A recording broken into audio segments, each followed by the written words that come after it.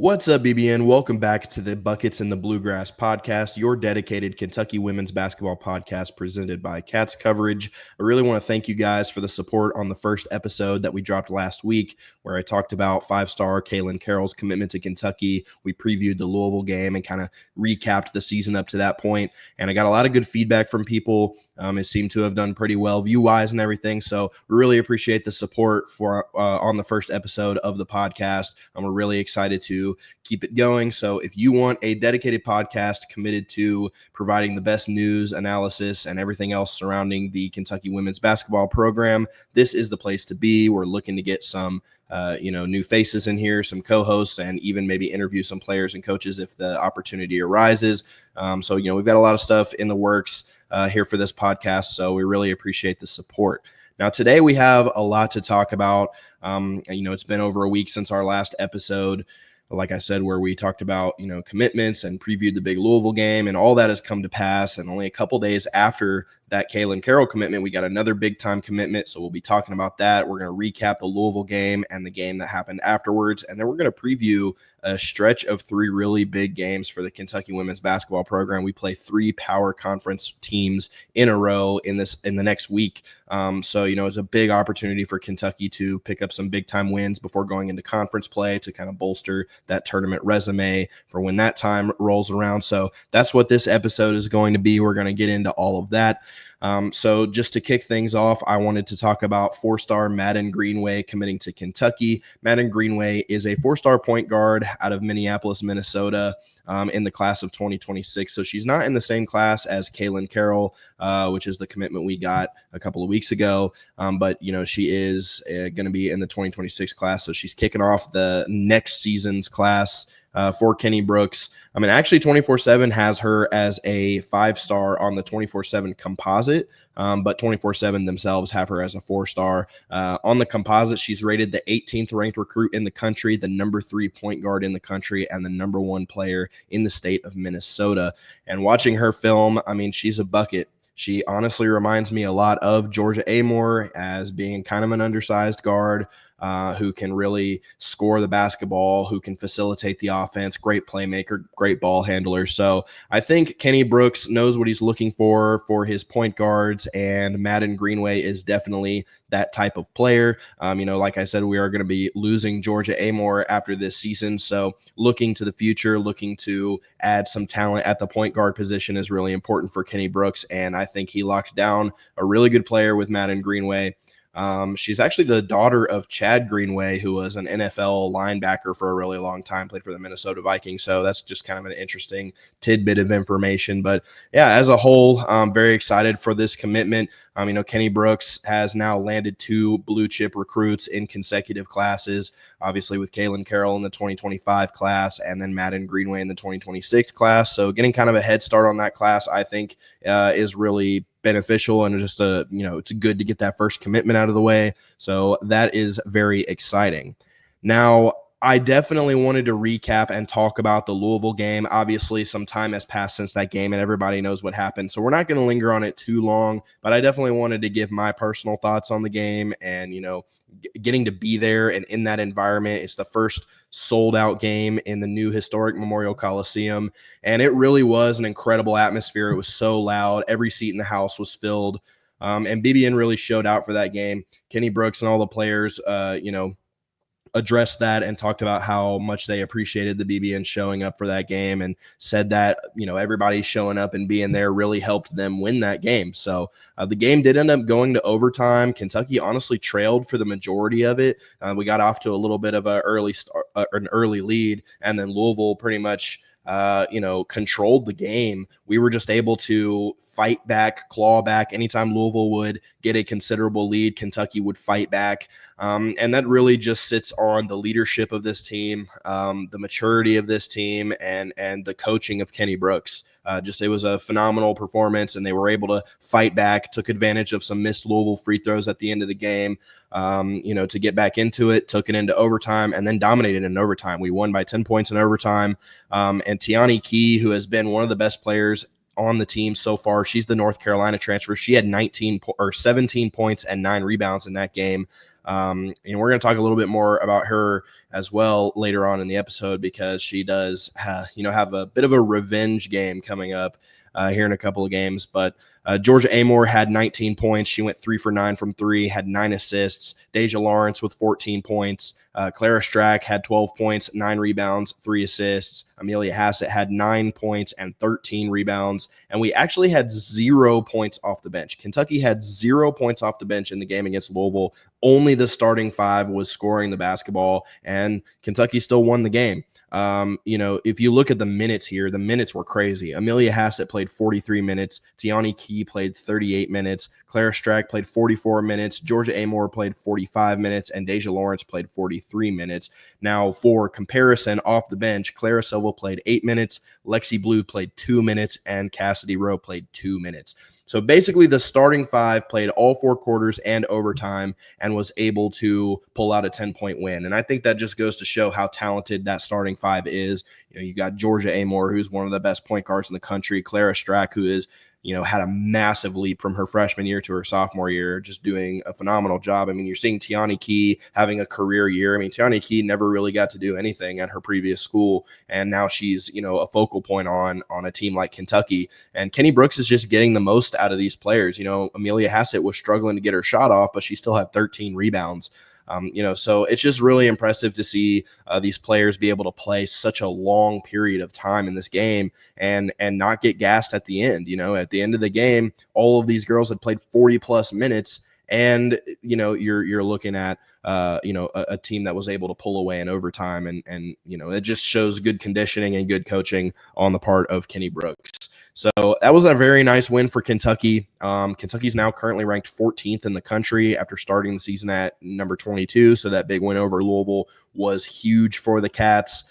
That was big. And then in the next game, Kentucky played Purdue-Fort Wayne. So it was a little bit of a hangover game, honestly. Kentucky got off to a slow start. Purdue-Fort Wayne led for a good portion of the game. They were hitting their shots. Honestly, I was concerned that Kentucky was going to lose that game. It was not a inspired performance, to say the least. You could definitely say there was a little bit of hangover from the Louisville game. So Kentucky was eventually able to pull out at the end. And just a shout out to Cassidy Rowe, who came off the bench in that game and provided some really big minutes, knocked down some really big shots, and played some good hustle ball. And that's kind of what she's been doing. She wasn't able to contribute, just like anybody. Nobody off the bench was able to contribute in the Louisville game. But then, a player like Cassidy is able to come in when the team is struggling to find their groove against a team like Purdue-Fort Wayne, who you really should just blow out of the water, and you're struggling a little bit. You have a player like Cassidy who's going to come off the bench, be that leader, knock down some big shots, and kind of regroup the team, get them back to where they need to be. And we were able to pull away and win that basketball game. So it was a nice little we were able to avoid an upset there, which was nice, because beating Louisville and then losing to Purdue-Fort Wayne would have definitely been a roller coaster of emotions, to say the least. So now, looking at the next 3 games, we play 3 Power 5 teams in a row, starting with Arizona State in the Music City Classic. And then in the second game of the Music City Classic, literally the next day, we play 19th ranked Illinois. And then a week later in the SEC ACC Challenge, we play 16th ranked UNC. So you're looking at an opportunity here to play 3 Power 5 teams in a row to bolster that resume. You got 2 ranked teams in the next 3 games to just pick up a couple of huge wins if possible. And I genuinely think that if Kentucky wins these next 3 games, they will be ranked in the top 5, because if you're sitting at number 14 right now and then you beat 2 more ranked teams in the next week, I don't really see any way they can keep Kentucky out of the top 5. So I wanted to kind of look at each one of these games, preview it a little bit. The first game of this 3-game stretch is against Arizona State, who's sitting at 3-2 right now. And to be honest with you, Arizona State is not a very good basketball team. They beat Oregon State. They beat SMU, but they lost to Grand Canyon. They lost to Arkansas State. and they beat Jacksonville State. So their two losses, Arkansas State and Grand Canyon, are two pretty terrible losses. They let Arkansas State score 100 points on them. And I just find it really hard to imagine Arizona State keeping up with Kentucky in this game. But again, it is a power conference team. We did struggle out of the gate against Purdue Fort Wayne. Thankfully, I don't think that's going to happen this time because you don't have to worry about the hangover from the Louisville game. And we've had a week off in preparation for this Music City Classic, where we will be playing back-to-back games. So on the 26th, on Tuesday the 26th, we're playing Arizona State. And then the next game on the 27th, Kentucky takes on 19th ranked Illinois. So that will be a lot more of a test for Kentucky. Illinois beat 18th ranked Florida State in the first game of the season. And then since then, they've beat Marquette, Eastern Illinois, Lemoyne, and Oregon State. So they are sitting at 5-1 right now. In fact, ESPN's FPI predictor is giving Illinois a 76.6% chance to win this game.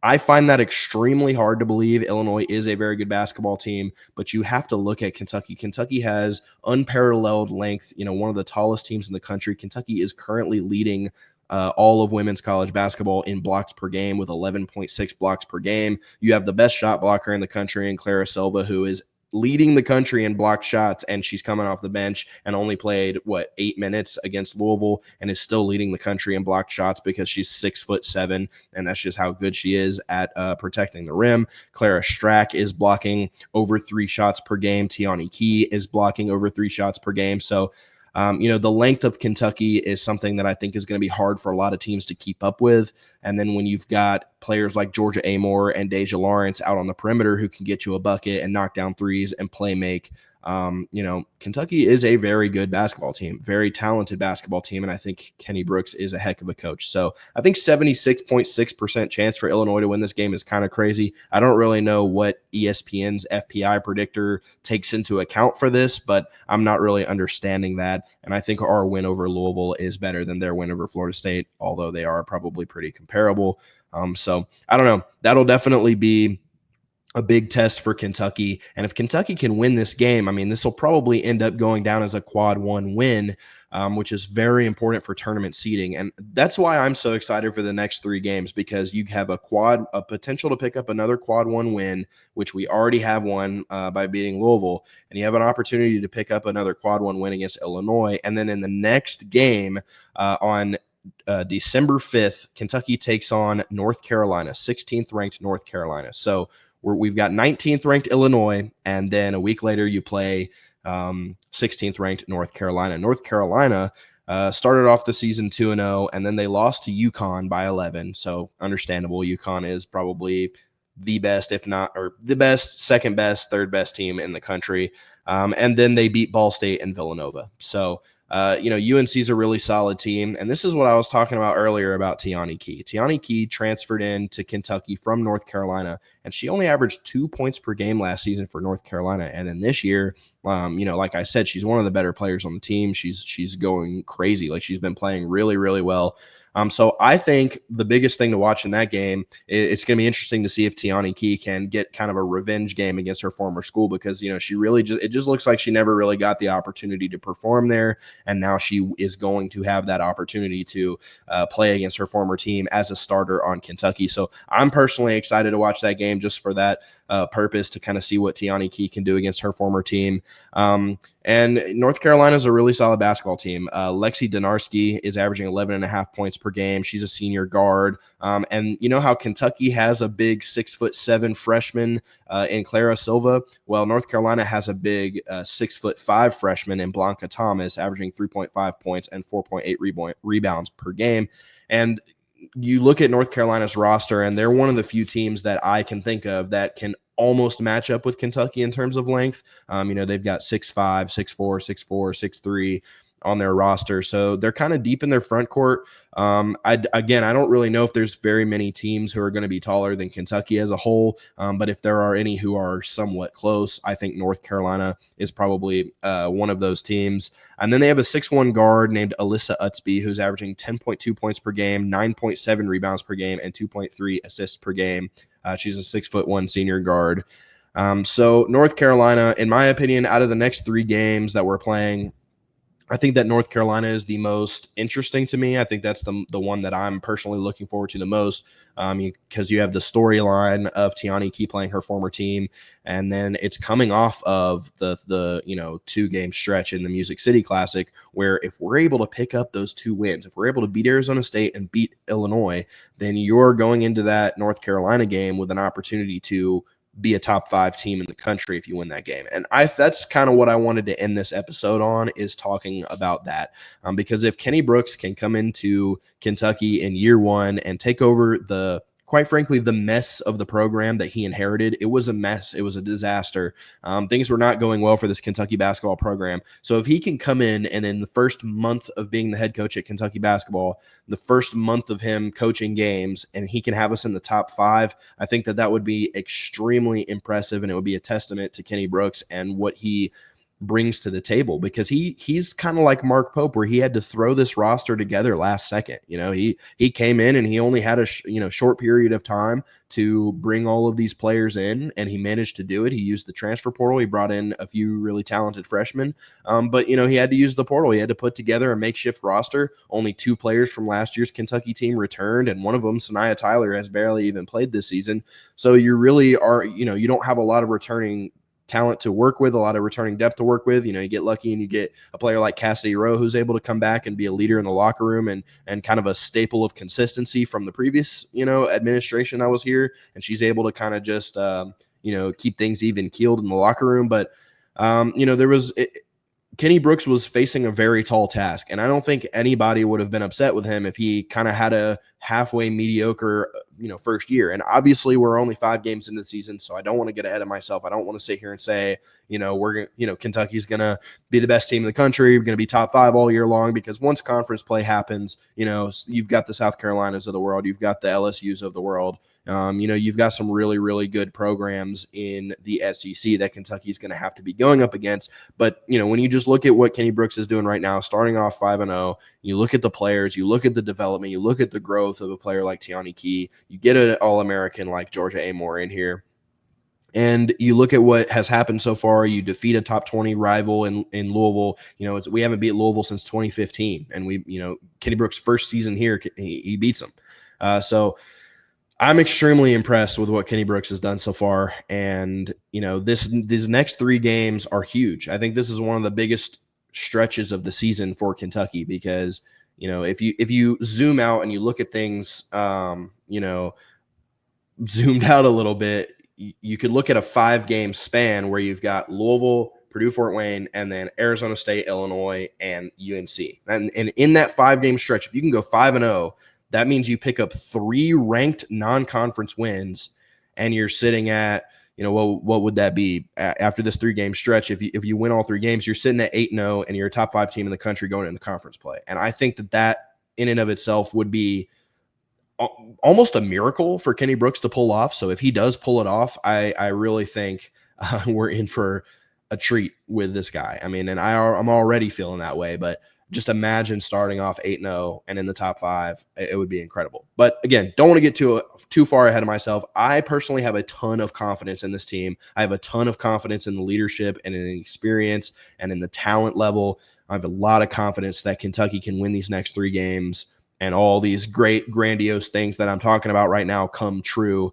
And I just want to reiterate, I talked about this in the first episode about the parallels between Mark Pope and what he's doing with the men's program, and then Kenny Brooks and what he's doing with the women's program. And it's almost identical, putting together makeshift rosters in only a couple months through the transfer portal. You come in, you start off super hot. Mark Pope got his big signature win, his first big win out of the way against Duke. And then Kenny Brooks gets his first signature win out of the way with Louisville. And the vibes around both programs are just incredible right now. They're through the roof. And I couldn't be more excited to be a Kentucky basketball fan in general right now. So that is pretty much all we have to talk about at this point.